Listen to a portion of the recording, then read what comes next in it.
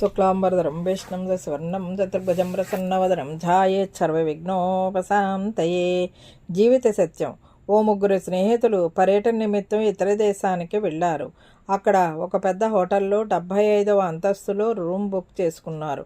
ఆ హోటల్ నిబంధనల ప్రకారం రాత్రి 11 గంటలకల్లా రూమ్కు చేరుకోవాలి. 11 దాటితే లిఫ్ట్ పనిచేయదు. ఈ విషయం తన కస్టమర్లకు ముందుగానే చెప్పారు హోటల్ నిర్వాహకులు. ఆలస్యంగా వచ్చిన వాళ్లపై అంతస్తులకు వెళ్లాలంటే చుక్కలు చూడాల్సిందే. మొదటి రోజు ముగ్గురు స్నేహితులు సమయానికి చేరుకున్నారు. కానీ రెండవ రోజు కాస్తంత ఆలస్యమైంది. వచ్చేసరికి లిఫ్ట్ తాళం వేసి ఉంది. ఏం చెయ్యాలో అర్థం కాలేదు. 75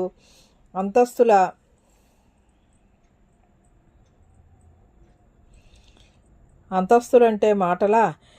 అయినా చేసేదేమీ లేదు. గదికి వెళ్ళాలంటే కాళ్లకు బుద్ధి చెప్పాల్సిందే. అలసట తెలియకుండా ఉండటం కోసం ఒక స్నేహితుడు జోకులు చెప్పడం, సరదాగా ముచ్చట్లు కథలు చెప్పడం ప్రారంభించాడు.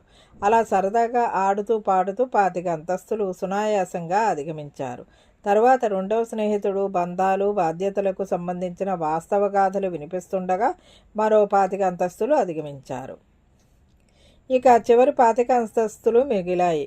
మూడవ స్నేహితుడు బాధలు కష్టాలు కడగండ్లకు సంబంధించిన కథలు జీవిత సత్యాలను విడమరచి చెబుతుంటే వాటిని జీర్ణించుకోవటానికి ప్రయత్నిస్తూ పడుతూ లేస్తూ ఆపసోపాలు పడుకుంటూ ఎలాగోలా తమ గది వరకు చేరుకున్నారు.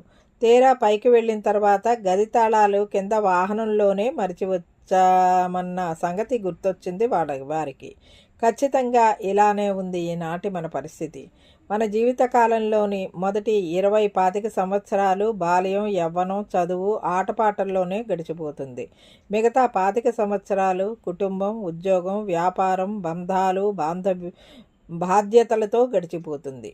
ఇక మిగిలిన 25 సంవత్సరాలు బాధలు, నొప్పులు, వృద్ధాప్యం, ఆరోగ్య సమస్యలతో జీవితం భారంగా గడుస్తుంది. చివరికి గమ్యానికి చేరుకునేసరికి ఏమీ మిగలడం లేదు. రక్తహస్తాలతోనే సమాధికి చేరిపోతున్నాం. అప్పుడు కానీ అసలు విషయం గుర్తుకు రావడం లేదు. ప్రాపంచిక జీవిత వ్యామోహంలో పడి సత్కర్మలు అనే తాళం చెవులు మరిచిపోయి వచ్చామని అసలు వెంట తేవలసిన వాటిని తీసుకురాలేదని మరలా వెళ్ళి తీసుకురావడానికి అవకాశమే ఉండదు. అయినప్పటికీ కొంతమంది అడుగుతారట, ప్రభు మాకు మరొక్కసారి అవకాశాన్ని ప్రసాదించు, మమ్మల్ని ఇహలోకానికి పంపు, మేము ఎలాంటి తలబిరుసుతనానికి పాల్పడకుండా నువ్వు చెప్పినట్లే నడుచుకుంటాము అని మొరపెట్టుకుంటారట. కానీ వారికి అలాంటి అవకాశమే ఇవ్వబడదు. అందుకని చావు పుట్టుకల మధ్య ఉన్నటువంటి ఈ జీవన వ్యవధిని సద్వినియోగం చేసుకుంటూ సత్కర్మలు ఆచరించడానికి ప్రయత్నించాలి. సమాధికి చేరడానికి ముందే తగిన ఏర్పాట్లు చేసుకోవాలి. ఇదండి ఈనాటి వీడియో. ఈ వీడియో కనుక మీకు నచ్చినట్లయితే లైక్ చేయండి, షేర్ చేయండి, కామెంట్ చేయండి, సబ్స్క్రైబ్ కూడా చేయండి.